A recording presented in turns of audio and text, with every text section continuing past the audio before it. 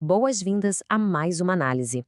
Hoje a gente vai mergulhar fundo e desconstruir a complexa realidade médica do transtorno do déficit de atenção e hiperatividade, o nosso tão falado TDAH. A ideia aqui é ir muito além daqueles velhos estereótipos, sabe? Vamos entender qual é o verdadeiro impacto disso ao longo de toda a vida.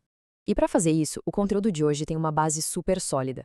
É uma apresentação clínica que vem direto da pesquisa em neurologia. Afinal de contas, é absolutamente crucial começarmos pela ciência pura para entender de fato como essa condição funciona e como ela se manifesta na prática. O nosso roteiro hoje cobre 6 pontos-chave. Primeiro, o que é o TDAH? Segundo, prevalência e comorbidades. Terceiro, fatores de risco e biologia. Quarto, o processo de avaliação. Quinto, as abordagens de tratamento. E para fechar, o prognóstico e o futuro. Então, começando pela parte 1. O que é o TDAH? Acontece que as manifestações desse transtorno se dividem de um jeito bem claro em duas categorias comportamentais diferentes. De um lado, a gente tem o polo da desatenção. Isso significa evitar aquele esforço mental sustentado, perder objetos o tempo todo e cometer erros por puro descuido. Do outro lado, temos o polo da hiperatividade e impulsividade. É aquela agitação física constante, sabe? A dificuldade de ficar no mesmo lugar quando isso é o esperado, ou o hábito de interromper os outros. É uma divisão clínica super precisa. E para ilustrar bem esse polo hiperativo, a literatura clínica traz uma definição que é bem visceral. Ela diz: em movimento, agindo como se impulsionado por um motor. Pensa bem nisso. Isso traduz exatamente como a hiperatividade é sentida fisicamente por quem convive com ela no dia a dia. Não é só uma simples distração, é uma urgência interna que não para. Isso nos leva à parte 2, prevalência e comorbidades. E olha, uma coisa muito importante: o TDAH não é uma invenção moderna ou uma moda passageira. Ele afeta entre 3 e 4% de toda a população geral. E tem mais: ele apresenta uma prevalência incrivelmente maior no sexo masculino, chegando a uma proporção de 4:1. É muita gente. E aqui a gente quebra aquele mito super antigo de que o transtorno é só uma fase da infância.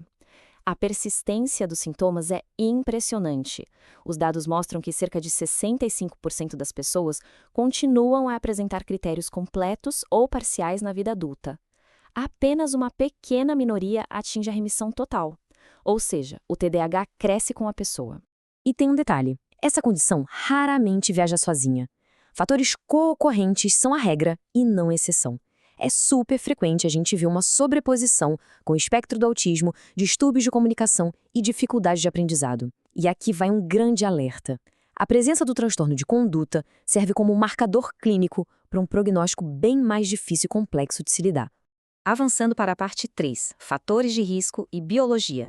Para entender as causas, a gente precisa olhar para a genética, que é o pilar fundamental aqui. O risco relativo chega a ser de 5 a 9 vezes maior entre parentes de primeiro grau. 9 vezes.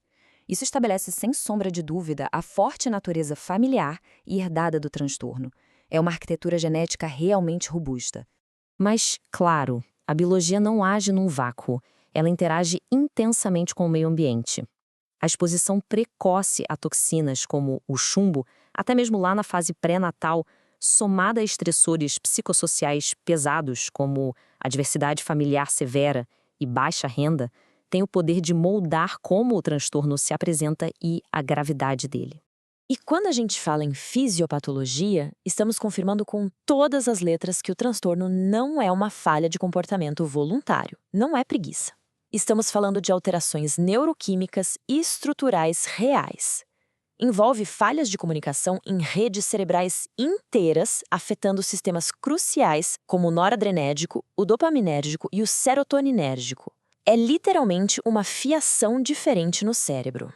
Chegamos então à parte 4, o processo de avaliação.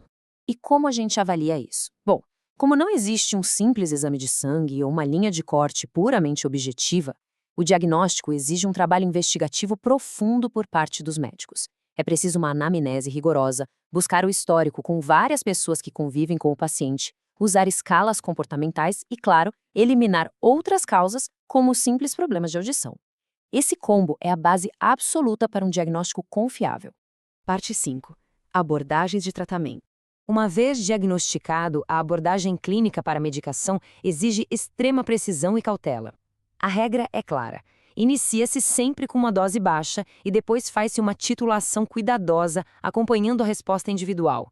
O paciente é monitorado de perto quanto ao peso, pressão arterial e frequência cardíaca, sempre buscando aquela menor dose possível que já seja clinicamente efetiva. Mas, olha só, as pílulas por si só não são a resposta mágica para tudo. Para que o benefício seja real na qualidade de vida, o tratamento exige uma combinação estruturada. O tratamento farmacológico precisa andar de mãos dadas com intervenções comportamentais, estratégias de manejo lá dentro da sala de aula e, principalmente, uma ampla educação de pais e cuidadores. É literalmente um esforço em equipe. E a gente precisa falar sobre a comparação entre os medicamentos de primeira e segunda linha, que revela riscos colaterais bem reais. Eles podem variar desde a perda de apetite e uma restrição no crescimento, até alterações de humor e distúrbios do sono. É exatamente por isso que aquele monitoramento metódico que a gente mencionou antes é absolutamente inegociável na prática médica. Finalmente, parte 6. Prognóstico e o futuro. Pessoal, as consequências da falta de tratamento são incrivelmente altas e alarmantes. Sintomas que persistem ao longo da vida sem um manejo adequado carregam riscos que vão muito além da saúde mental. A gente está falando de baixo rendimento acadêmico, comportamento antissocial grave, abuso de substâncias, enormes dificuldades no trabalho e até mesmo internações psiquiátricas. As apostas são altíssimas. Para encerrar a nossa análise de hoje, a gente precisa olhar para uma questão científica bem profunda que as pesquisas atuais estão levantando. Como o tratamento da doença nos pais afeta ativamente a trajetória do TDAH infantil. É como se fosse um quebra-cabeça multigeracional gigantesco que a ciência continua dedicada a decifrar. Fica aí essa reflexão. Até a nossa próxima exploração.